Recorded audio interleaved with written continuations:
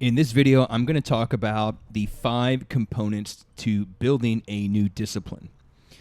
What's up, Hardstylers? It's Hector here, the Kettlebell Coach. If you are new to the channel, my name is Hector Gutierrez Jr. For over 12 and a half years, I ran one of only 2 kettlebell-only training facilities here in Texas, where we helped men and women over 40 build stronger, leaner, and more capable bodies in about 90 minutes a week, so they could have more time to do what they enjoy and less time trying to be the best at exercise. If that sounds anything like you, welcome to the channel. And of course, if you need help building a better body in less time, be sure to check the description.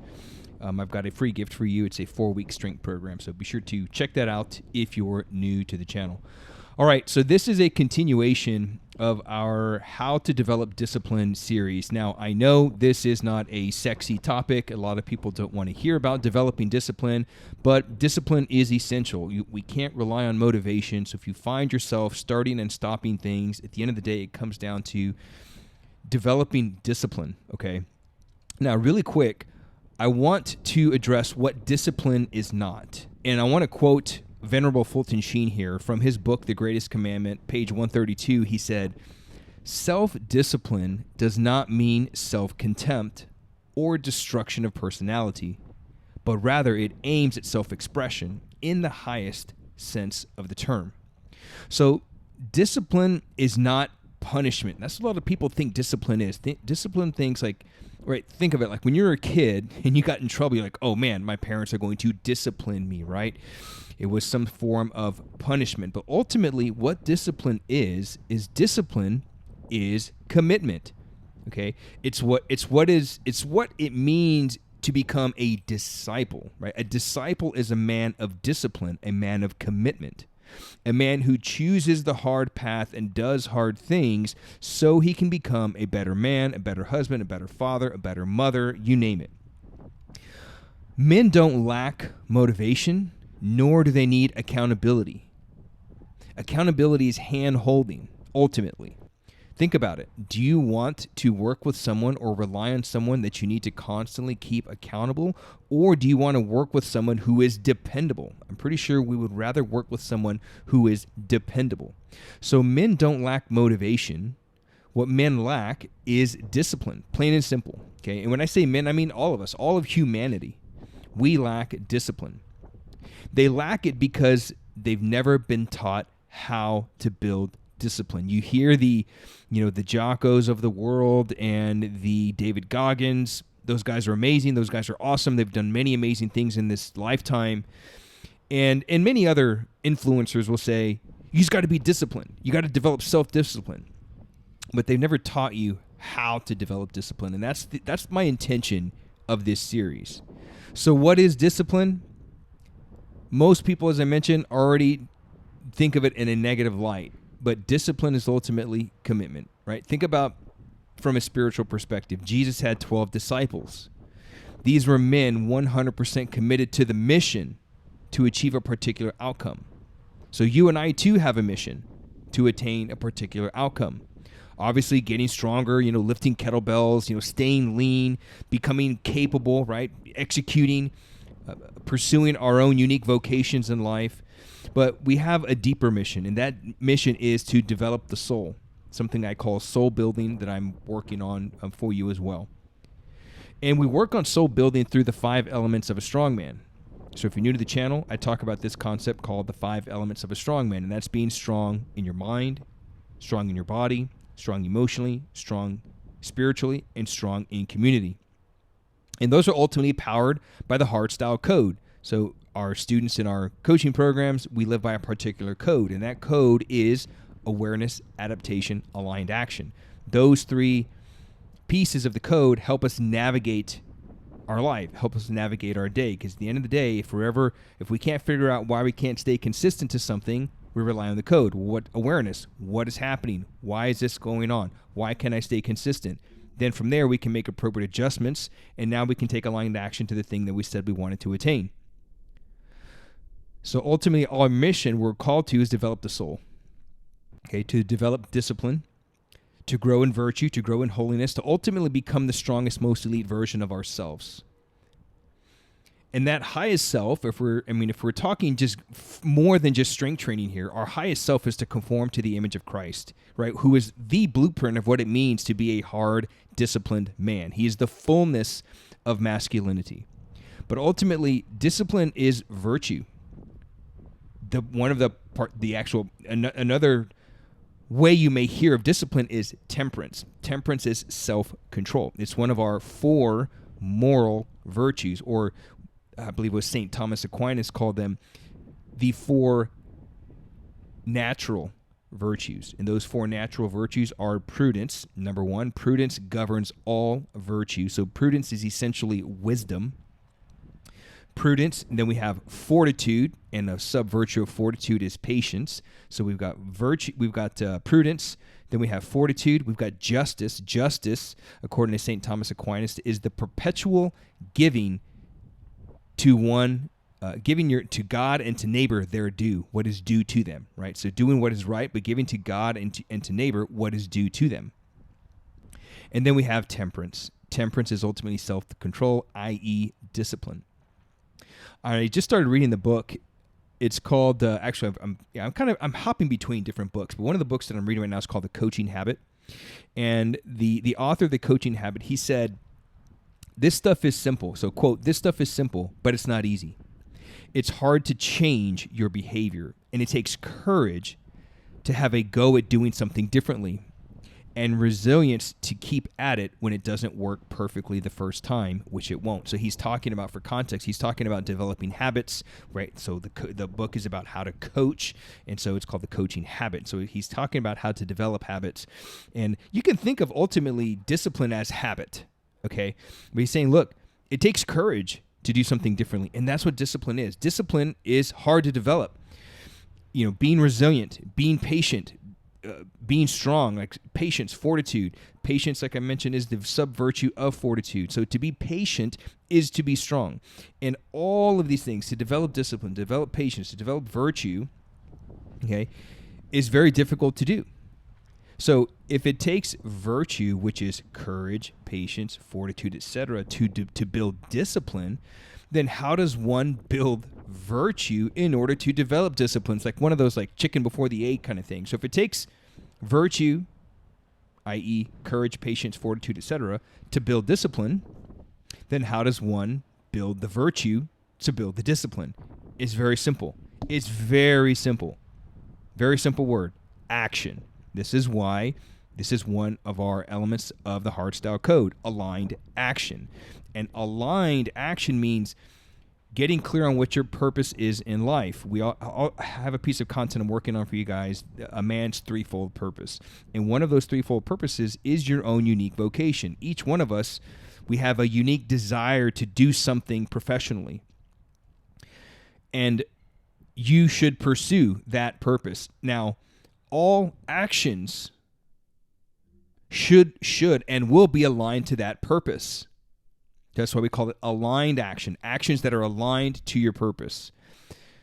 So action, in order to develop patience, we must ultimately do things that require patience. I covered this in a previous video on 2 virtues to develop for sustainable progress. But at the end of the day, action leads to confidence. And if you break down the word confidence in the Latin, confide, it means faith, with faith. So to develop, just by virtue of developing action, you're developing virtue. And as you follow the chain, as you develop virtue, you develop discipline. And then that ultimately leads to confidence, faith in your ability to do the things that you said that you would do. So ultimately, virtue is of the moral order. I've said this a lot on this channel, which is why without religion we are lost. The very means of what it means to be moral comes straight from God and the teachings of his church.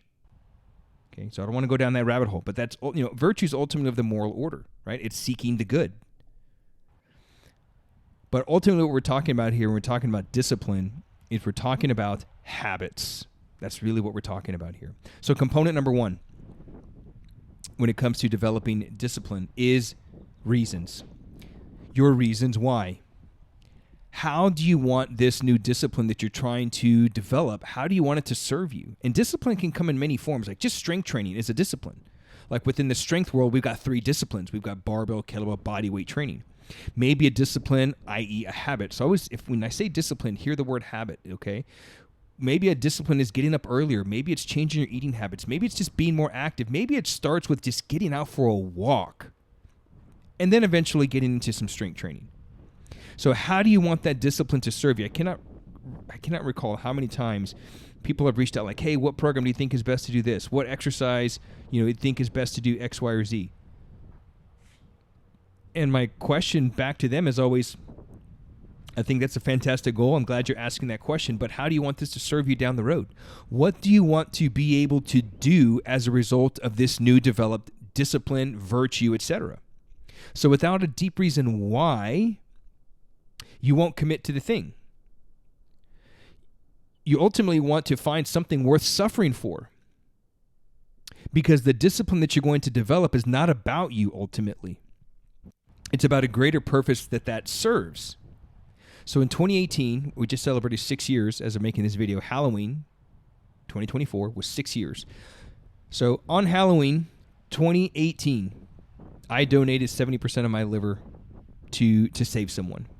I don't like telling that story a lot because I don't think it's I don't know. I just don't like I don't like calling attention to myself. I don't think we should be, in my opinion, that we should be praised for doing what is right.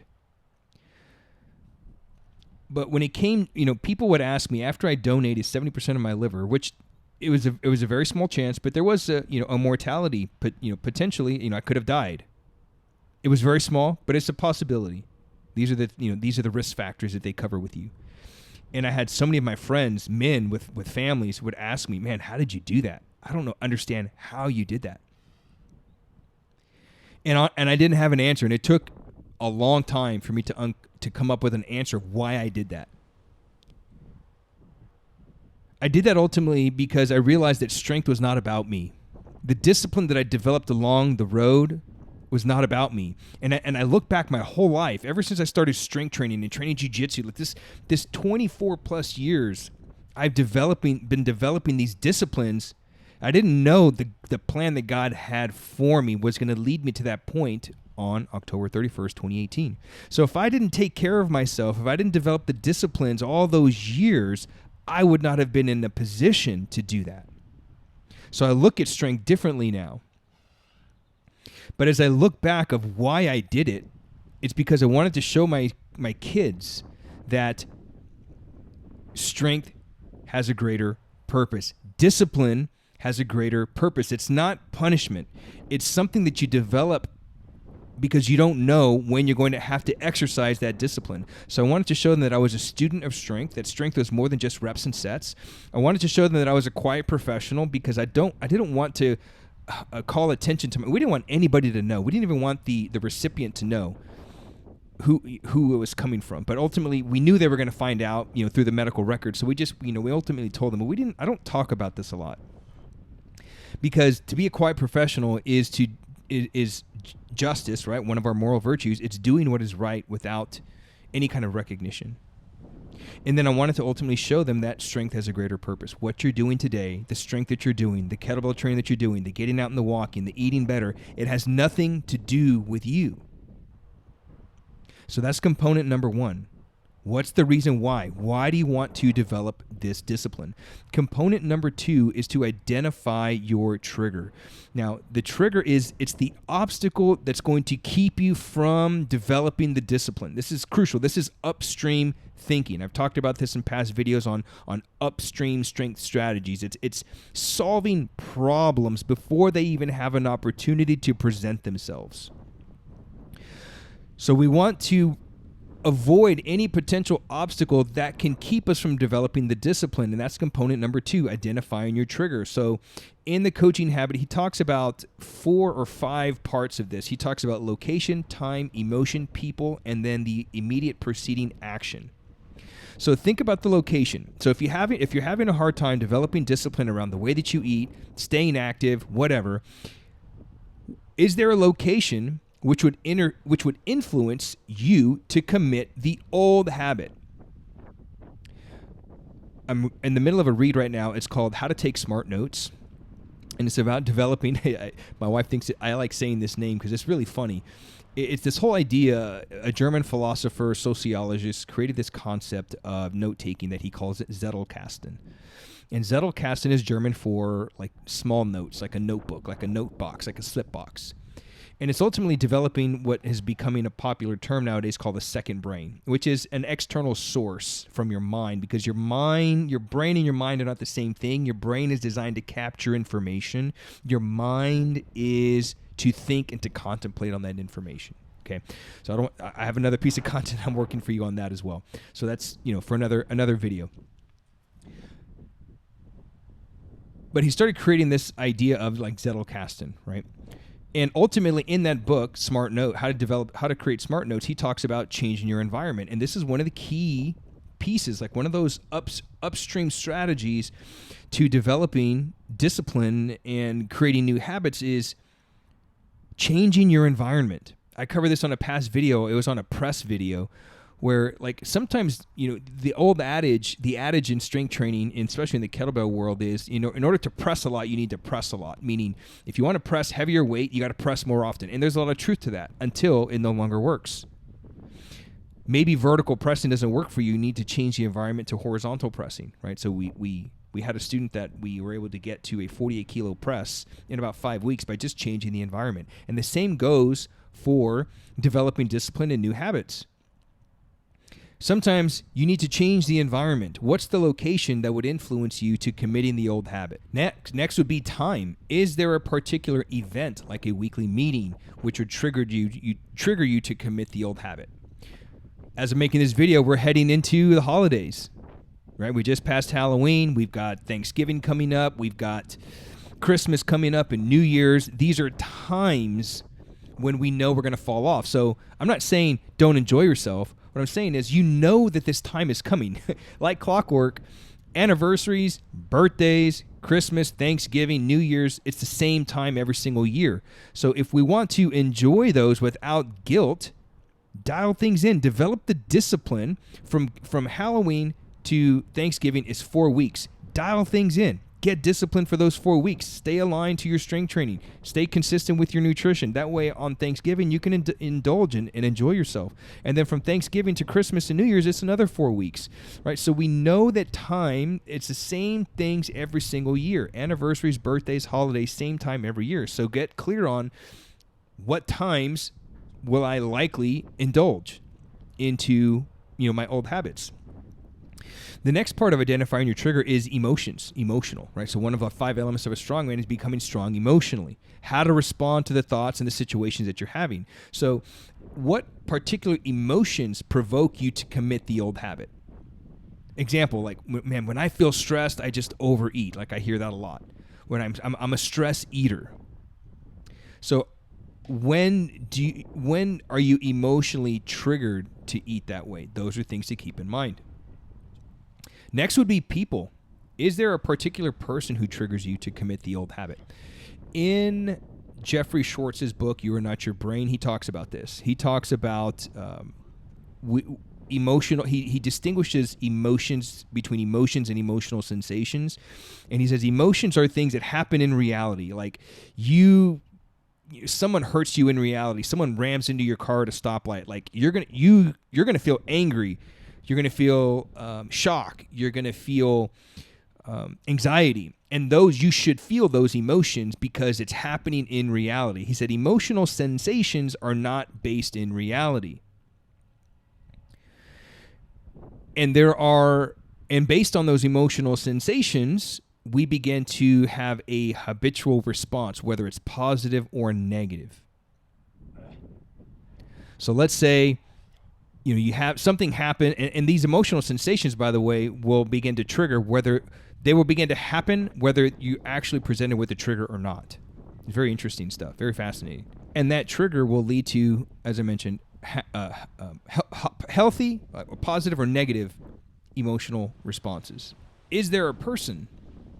Are there any people that trigger you emotionally? Are there certain people that make you feel a particular way?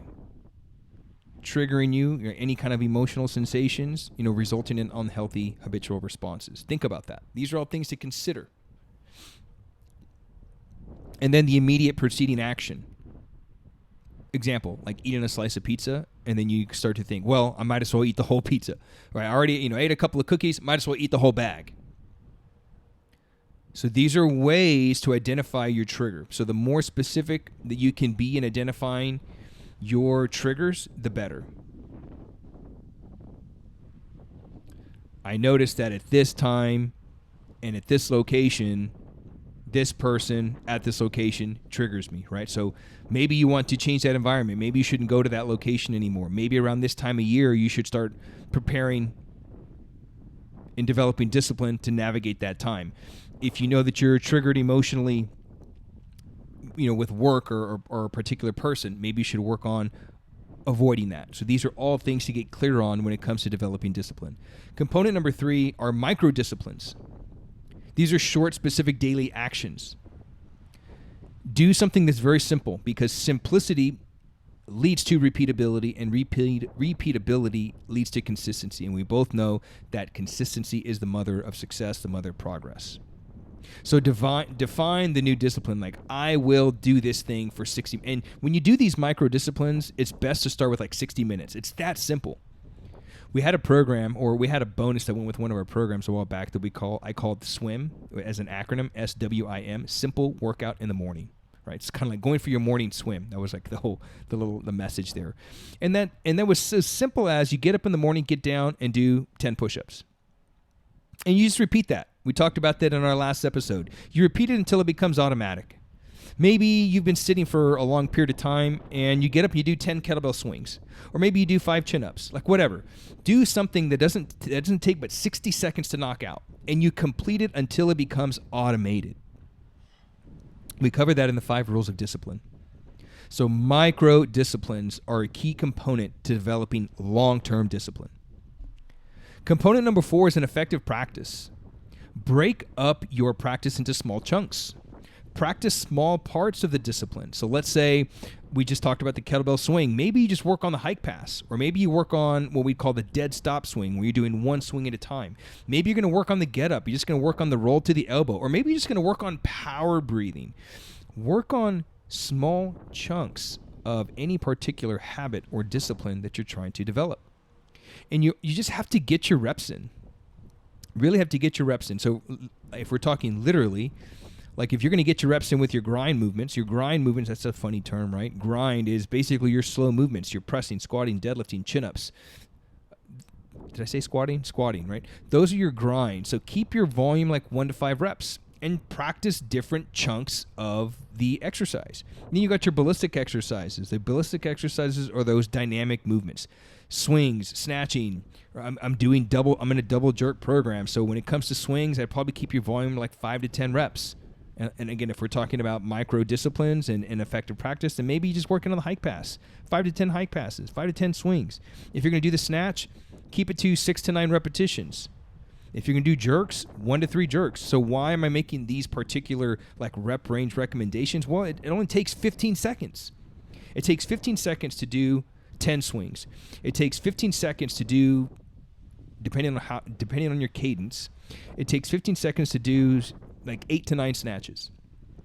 It takes 15 seconds to do 1 to 3 jerks. So these are things that you can, and you can begin to merge these together like micro disciplines, effective practice. Like you can do a set of 10 swings in 15 seconds and get right back to work. As you're developing your practice different speeds, practice different cadences. So speed, I covered this in our snatch video where I distinguished the difference between speed and cadence. Vary your volume by 20%. If you're doing a practice and you practice for 10 minutes on one day, practice for 15 minutes on the next day. And the next day, back down to 10 minutes. Like vary your volume by 20%. So this is another effective component to developing discipline and ultimately leads to long-term discipline. And then component number 5 is crucial. It ties it all together. You got to have a trackable plan of action. I bought this product from Andy Frisella's podcast. It's called, and this is something I've been doing for years, but I like the book. It's a little bit more structured. And it's very simple. It's called The Power List. Like, what are 5 critical tasks you need to do on a daily basis? Like, track those things. And if you don't have that, then keep some kind of training or nutrition log journal. At the end of the day, what gets tracked gets managed. What gets tracked gets managed. Another upstream strategy would be get organized. If you'd like me to reveal and show you my organization system, let me know in the chat. I'd be happy to put something like that together for you. But you got to get organized. Why get organized? Because organization frees up your thinking. As remember I mentioned earlier, the brain is not designed to remember. The brain is designed to capture information. It's designed to capture information from the environment around you.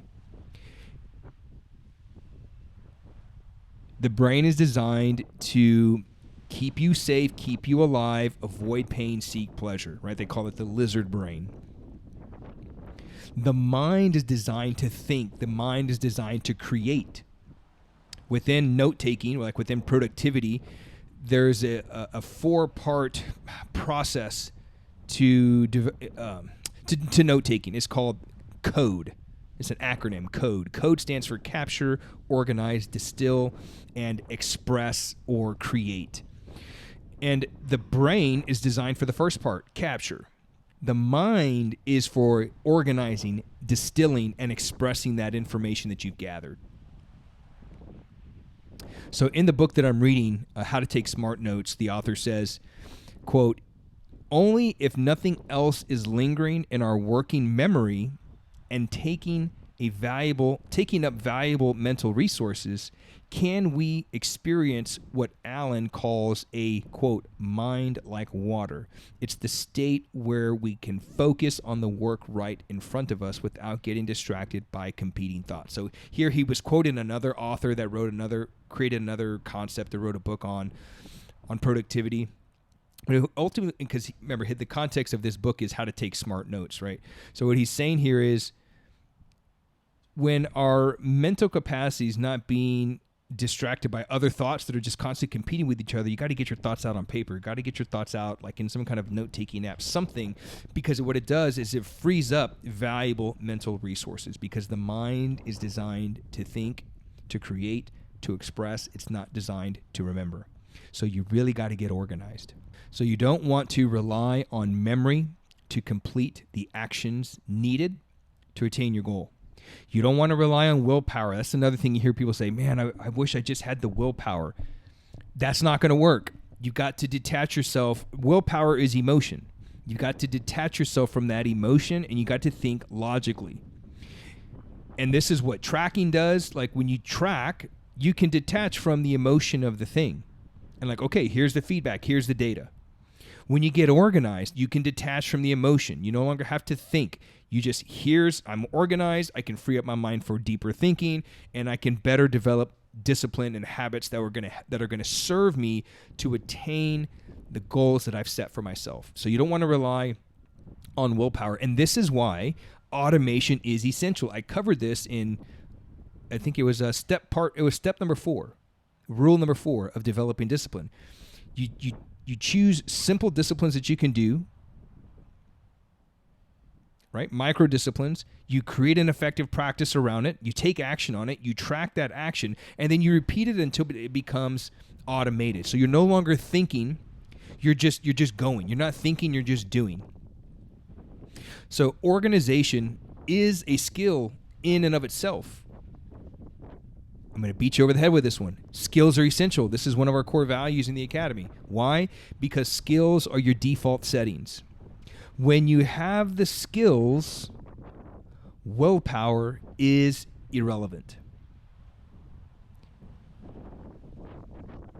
Organization gives you a system and a structure to follow. The author of How to Take Smart Notes, he continues. He's got an interesting last name. It's Ahrens, Ahrens, Ahrens. He says, a good structure is something you can trust. It relieves you from the burden of remembering and keeping track of everything. If you can trust the system, you can let go of the attempt to hold everything together in your head, and you can start focusing on what is important. And what is important is the task at hand. So that's one of our core philosophies of the Academy. Number 1, self-mastery. Number 2, strength is a virtue. And then number 3, strategy, structure, systems, and skills. Those are our 3 core philosophies of the Academy. So develop willpower develop skills so that way willpower is irrelevant. That's all I got for you today, man. I appreciate you watching. I'll see you on the next one. Peace.